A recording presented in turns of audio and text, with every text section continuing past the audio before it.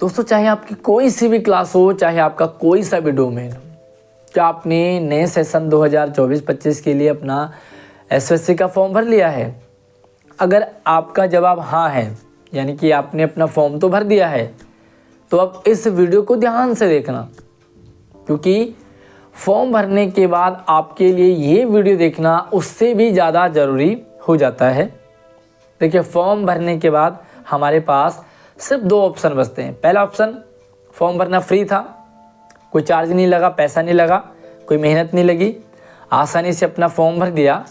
अब आपका फॉर्म भर गया, अब आप टेंशन फ्री होके सो जाइए। दूसरा ऑप्शन आपके पास है कि जब आपने फॉर्म भर ही लिया तो अब तैयारी कर लो, पढ़ाई कर लो, क्या पता आपका सिलेक्शन हो जाए। अगर आप दूसरे ऑप्शन के साथ जाते हैं तो फिर से आपके पास फिर से 2 ऑप्शन बचते हैं। पहला ऑप्शन, आप अपनी जैसी तैयारी कर रहे हैं, जैसे पढ़ रहे हैं वैसे पढ़ते रहिए।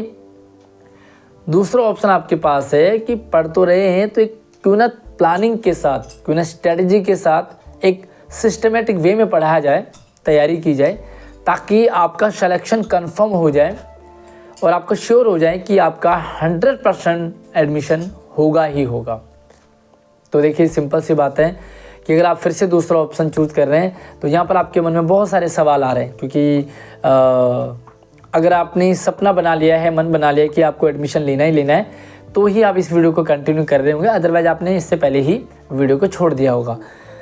देखिए, यहाँ पर बहुत सारे सवाल आपके मन में आ रहे हैं।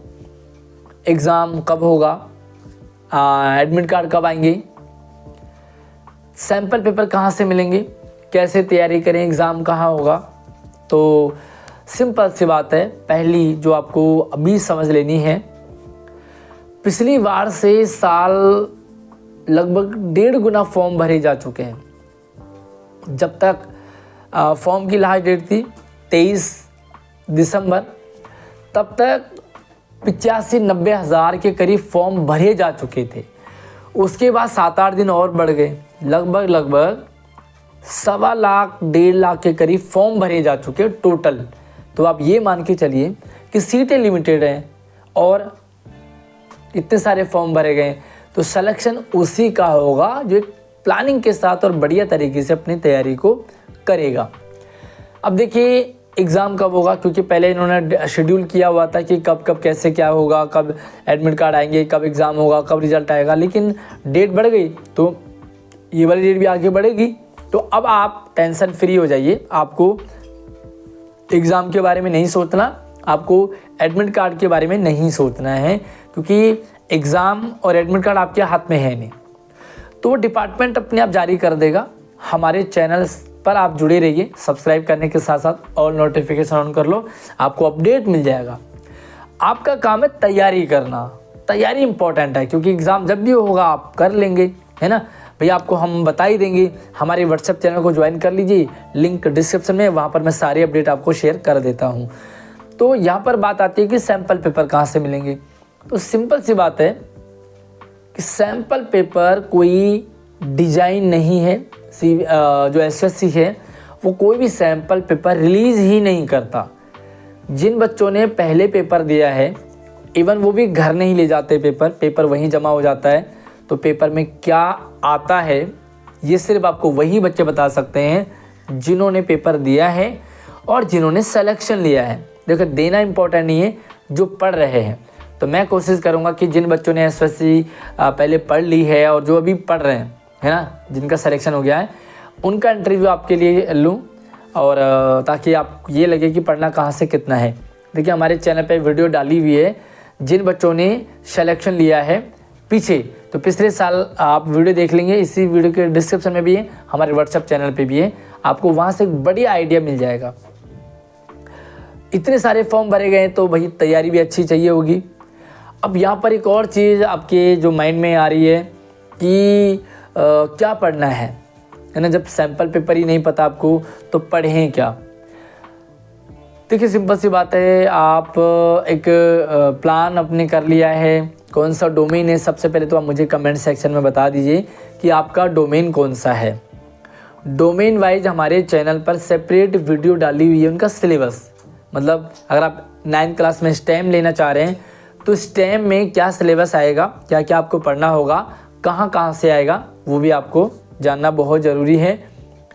एक और चीज़ आपसे रिलेटेड कि सबसे ज़्यादा फॉर्म जो है स्टेम में भरे जाते हैं, स्टेम में भरे ही गए हैं।